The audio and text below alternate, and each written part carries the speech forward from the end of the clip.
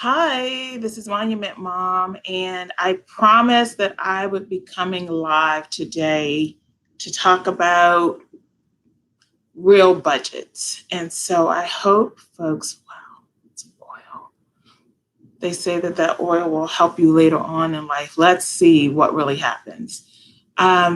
So I started the other day talking about where we were with our budget and the fact that I have been dealing with trying to pay off debt and trying to deal with keeping up with a whole lot of other stuff. And so just recently, I realized that there's only so much you can do with the resources that come in. And so we need to be very diligent about how we spend money. You know, I'm a strong believer in God gives us resources, and He's not going to give us additional resources if we don't manage the resources He has currently given us. So before I take a deep dive into this real budget talk, let me tell you who I am if you're new here. My name is Monument Mom. I'm a mom living in a big city in a small house on a tiny budget. And so recently I talked about the fact that this budget had got really small because I had all of these extra expenses that were coming in. And so, I mean, at the end of the day, you know that something is going to happen, right? You don't know when, but you know it's going to happen. And so we've always been taught that you really should prepare for the unexpected, right?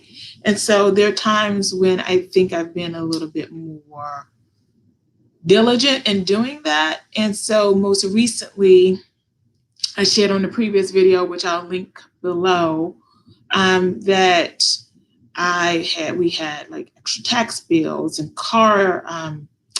some unexpected car repairs and some other things that came up. And I was just like, my Lord, there is no way that I am going to be able to stretch the budget even smaller. I mean, stretch it even more than I'm already stretching it.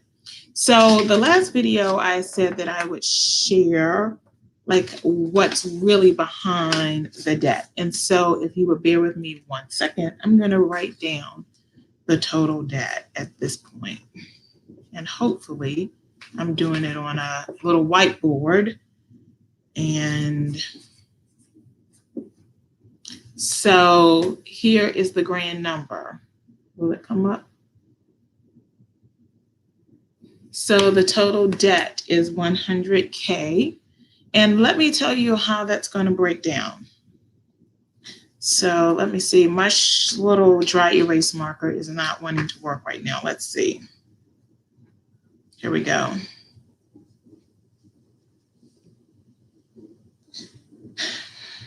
Okay, so we have student loan debt at $79,000, taxes at $19,500. We also have real estate related expenses at $1,500. And so that is the breakdown. Now, one thing I will say, some of this probably was just not being very swift in paying for things the way we should have been paying for them. But like, for example, the student loan debt, when I look back at that and reflect on it, there were times when I didn't make as much. And so I would do a forbearance. Well, one thing they often do not tell you is the amount of interest that continues to accumulate on that loan, even if while you're not making payments, not even if, but while you're not making payments on it.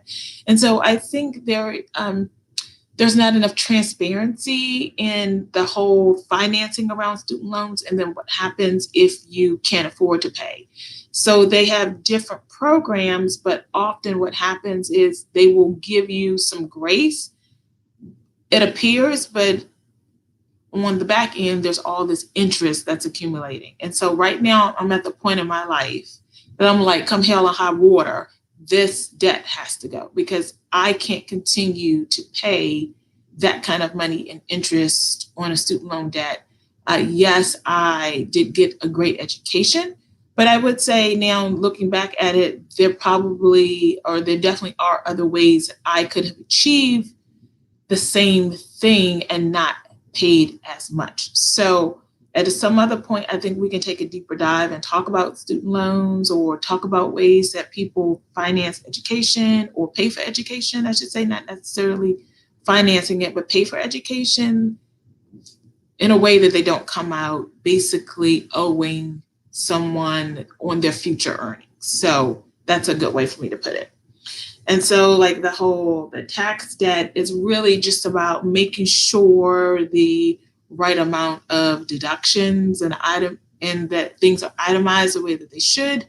And so with that, it's a whole learning process. And so I'm getting better at that, but there's still some back debt that needs to be paid.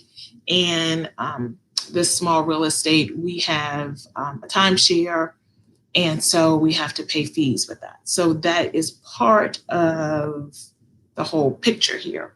Now, I mean, honestly, when I looked at the numbers, I just thought, okay, I got to do something. So right now we have a monthly food budget of $300. And I know some of you are thinking, my Lord, how in the world do they live off of $300 a month? I know groceries are very high. But let me say, we shop at discount grocery stores like Aldi and Lidl. I do not go and buy a basket full of items at Costco or Sam's Club. I do not do that. If I go in those stores, I'm very selective about the things that I purchase. And I almost think I'm getting like their loss leader items, like bananas, a huge bunch are less than $2. The chicken is less than $5. So I'm getting the items I think that they use as teaser items to get you in to buy more stuff. But I only stick with very few items that I get in there that I know other stores can't beat those prices. So we also stick to a primarily vegetarian meal plan. And so I think that also helps keep costs down. The other thing I do this time of year is I try to buy fruits that are larger in quantity and more dense. So for example, we buy bananas. We may buy one pineapple. So a pineapple is maybe less than $3 at Costco. It's a decent size.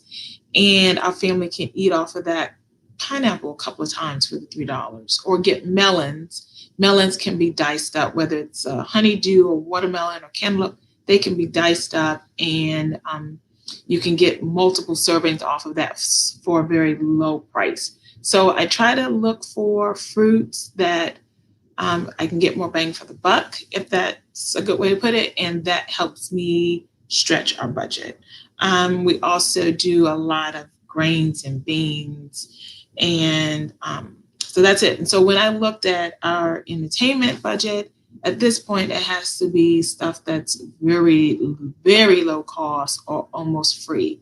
Now, living in a big city, that's not that hard to stay within because there's always an outdoor concert or some movie or something going on, or art showing. So there's plenty to do. You just have to be a little bit more diligent in looking for those opportunities. I also think that we need to offset. So yes, we go to a free event, but then we don't need to go buy like $50 in refreshments. So being prepared and taking water or sodas or whatever it is we think we might want to munch on, taking those items with us so that the free event basically continues to be relatively free for us.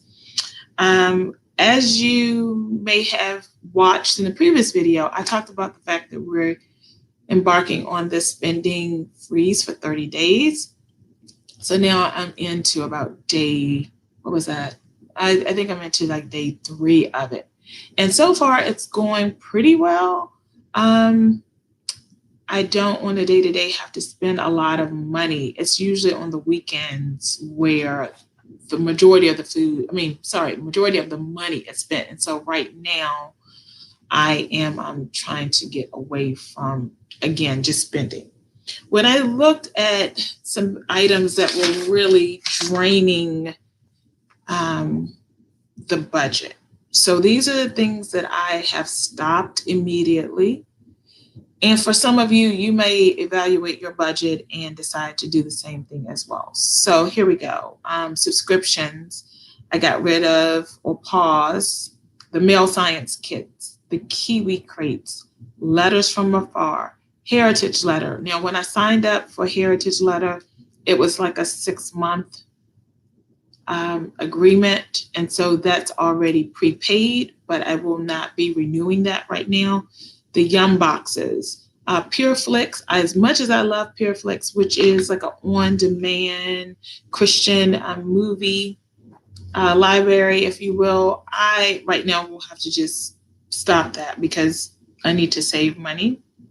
And then we also participated in a CSA box where we receive fruits and vegetables every other week.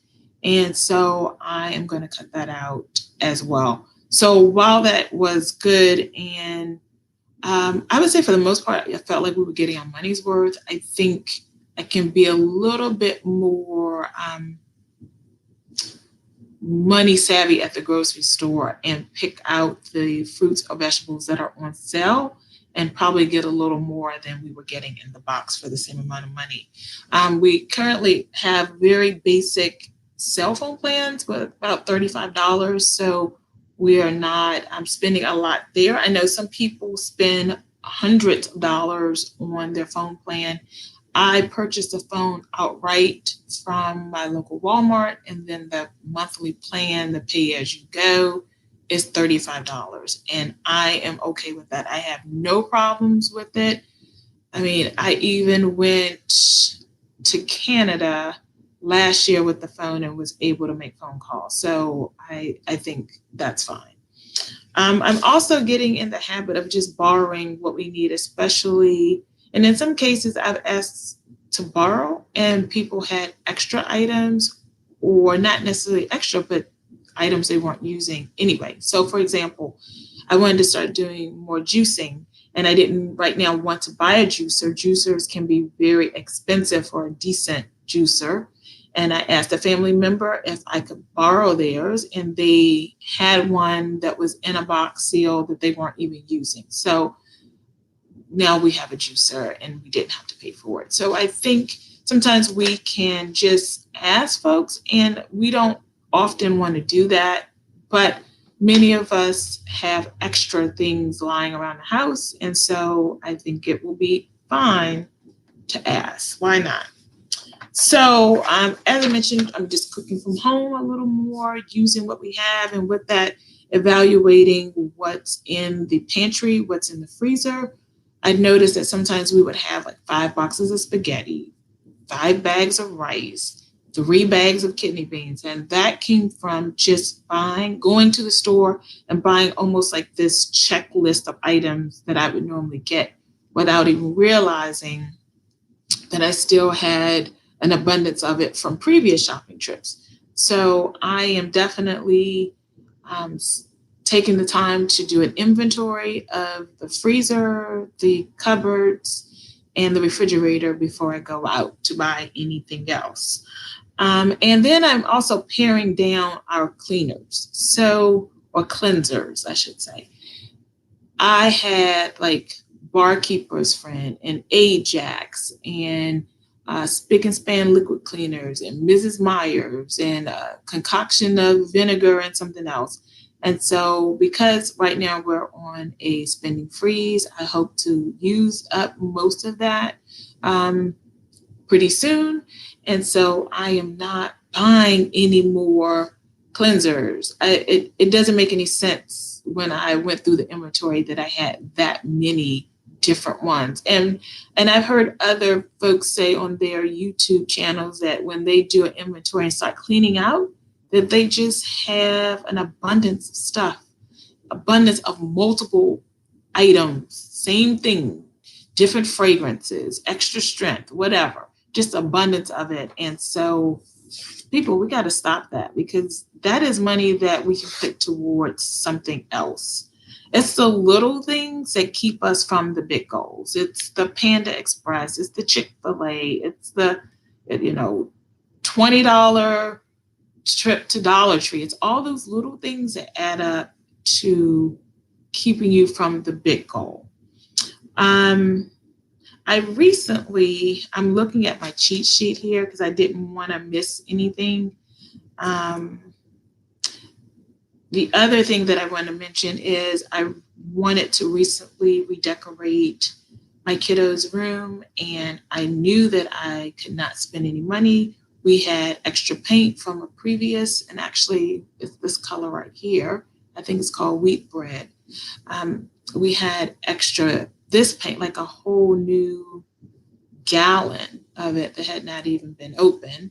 So I used that to paint the room. We had plenty of rollers and drop cloths and all of that. And we had pillows and some other things that had been given to us by family members that were brand new, that they were casting off, that went in this room perfectly. So I was able to redecorate the whole room for less than $20. And maybe maybe when I actually post this, I don't know, I would like to just show some pictures of that, because it made a big difference with paint and cleaning and adding some pillows and putting in a new hamper. But all of those were things I already had. And I think a lot of times we start projects, we go out and we just start purchasing a bunch of stuff without taking inventory of what we have. In America, we're very consumer driven. Companies love us. And so I'm going to be the anti or the non-consumer and use what I have or use up what I have and make do if I don't have it. That's it. Make do if I don't have it. So over the next, I need to get a little comfortable here. So over the next week, I'll share with you my progress on the 100K. So my goal is to reduce, I don't want to say in 3 months because that's not realistic, but I want to reduce as much of this as I can by the end of the year, by the end of 2019. So I know that with each step that I move in that direction, our family can live an abundant life and live the way God wants us to live, and just live it to its fullest. So with that, I am closing our real budget talk for today, and I wish you all a wonderful week. Stay focused, and if you're also joining me, please leave a comment below if you're also going to do a spending freeze or fast, if you're also trying to reduce debt, and leave a comment and let me know how you're doing that. So with that, I'll see you next Tuesday at 8 p.m. Have a great day. Bye.